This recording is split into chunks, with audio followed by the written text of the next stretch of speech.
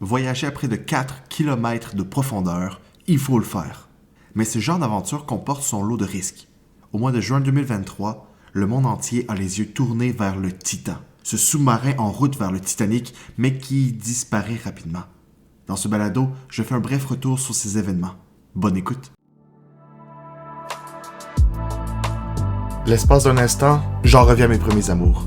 Les balados ou les podcasts. Appelez ça comme vous voulez. Au lieu de me faire du mauvais sens à savoir comment les nommer, moi je préfère en écouter puis en créer. Bonne écoute. Derrière le périple vers le Titanic se trouve la compagnie OceanGate Expedition, qui n'en est pas à son premier rodéo.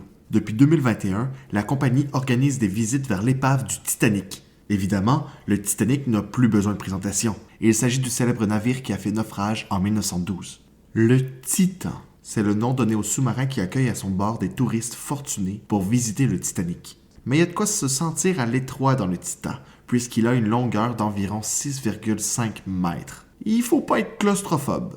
En juin 2023, la mission que se donne l'engin sous-marin est la suivante. Se rendre sur le site du Titanic où ont péri environ 1500 personnes. Là où la sauce se complexifie, c'est que le bateau naufragé se trouve à plus de 600 km au large de Terre-Neuve et à 3800 mètres sous l'eau.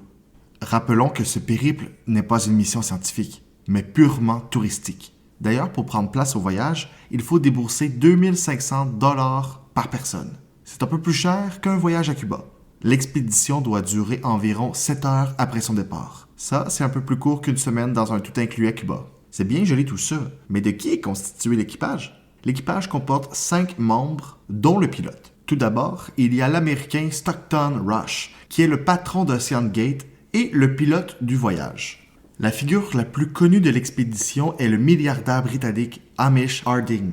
Âgé de 58 ans, c'est un habitué des sensations fortes. Il a d'ailleurs déjà fait du tourisme dans l'espace. On y retrouve également l'ancien plongeur français Paul-Henri Nargeolet, âgé de 77 ans. On lui attribue affectueusement le surnom de Monsieur Titanic. À bord, il y a aussi le Britannique d'origine pakistanaise Shahzada Dawood et son fils de 19 ans prénommé Suleiman. L'hiver 2022-2023 a été le pire qu'a connu Terre-Neuve depuis 40 ans. Cela rend les eaux sous-marines moins praticables. Une fenêtre météorologique s'est ouverte en juin et il semblerait que ce serait la seule opportunité de visiter le Titanic durant l'année 2023. Le Titan et son équipage partent donc pour les profondeurs dimanche le 18 juin. Moins de 2 heures après sa descente vers les eaux profondes, le Titan est déclaré disparu.